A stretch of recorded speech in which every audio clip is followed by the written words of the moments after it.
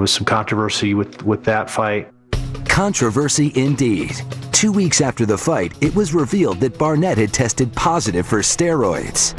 His heavyweight belt was revoked, and the league begrudgingly offered Randy the title back. But the champ refused.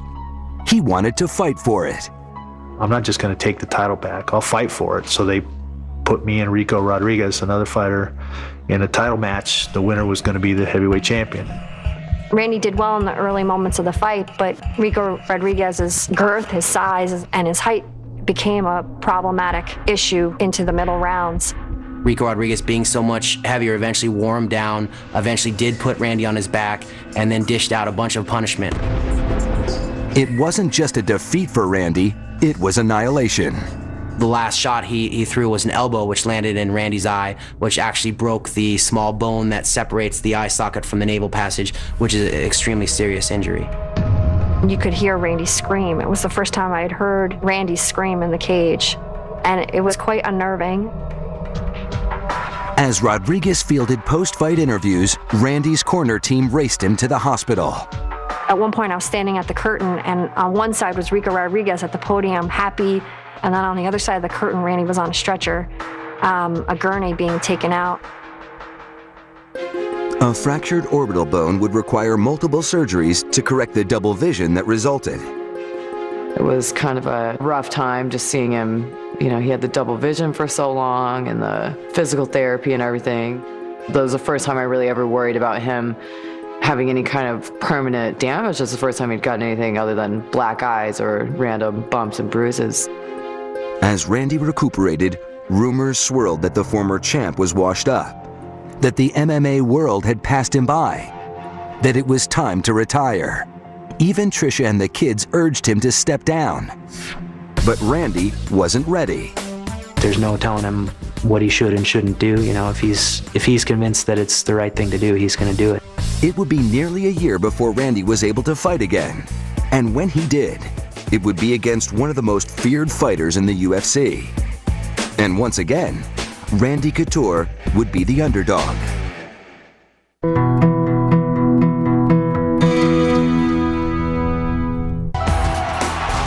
2003 was shaping up to be a year of change for fighter Randy Couture.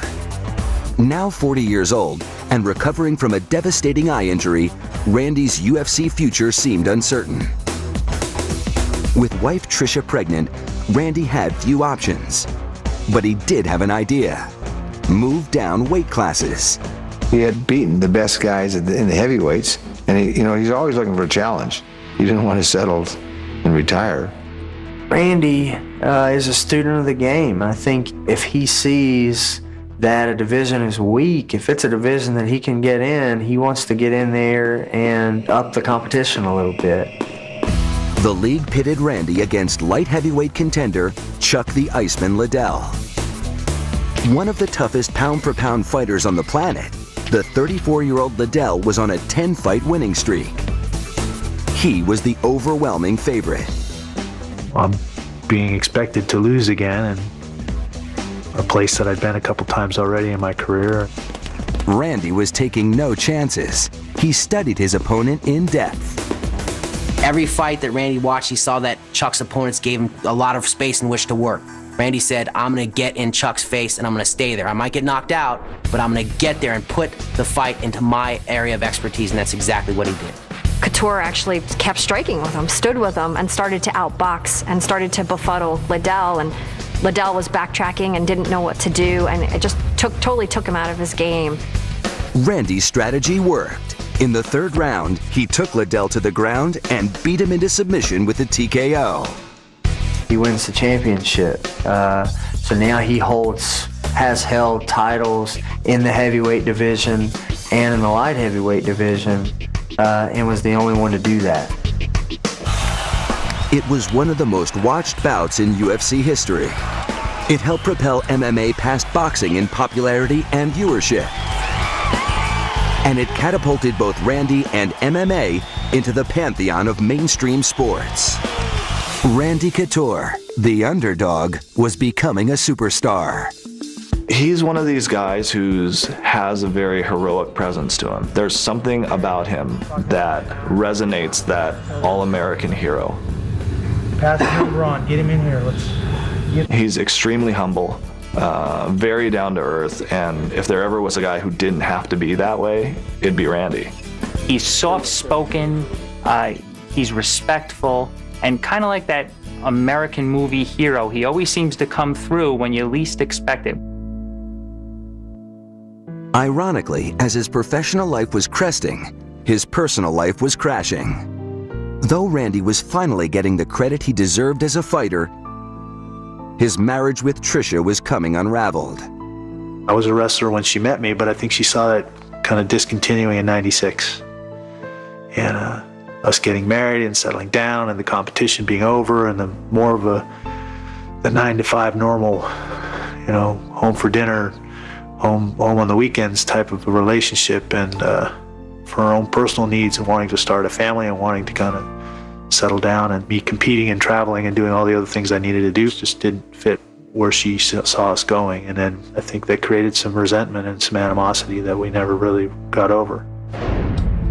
Randy struggled to keep his marriage together, raise 3 children, and maintain his stature as a professional fighter. For the first time, his heart and mind were not in the game. You can't really have those kind of things going on in your head. If you're going to fight and you're going to be in that competition, you need to have 100% dedication and concentration on that. Concentration is a fighter's greatest defense. Without it, a fighter leaves himself open to attack. Randy found that out the hard way. On April 16, 2005, a rematch between Liddell and Couture saw Randy suffer the first knockout of his career, losing his light heavyweight title in the process. I didn't think Randy could be knocked out at that point either, because Randy had never been knocked out before.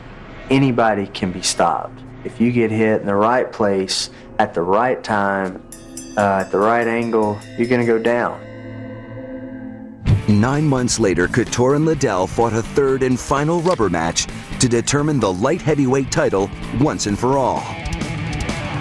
Over 400,000 fans tuned into the event, which grossed $3.3 million, the largest MMA money earner to date. In the second round, Liddell KO'd Randy again. Even his staunchest supporters began to wonder if the former champ was washed up. With Tricia and Randy entering divorce proceedings, Randy decided that win or lose, after the third Liddell fight, he would retire. In the third fight against Chuck Liddell, when he comes into the cage, and you look in his face, I think you can see it's not the same Randy. After the fight, he made the fateful announcement. I think the room was in shock. I trailed Randy as he walked out of the arena, and there were people all the way at the end of the arena that were running through the seats to get to him at the entranceway just so they could reach over and touch him. I hoped to go out on top, but that didn't happen. And I told him, you did go out on top. Even though you didn't get the win, you'll always go out on top. Randy seemed down for the count. But like so many times before, Randy would summon the courage to face his demons and prove his doubters wrong again.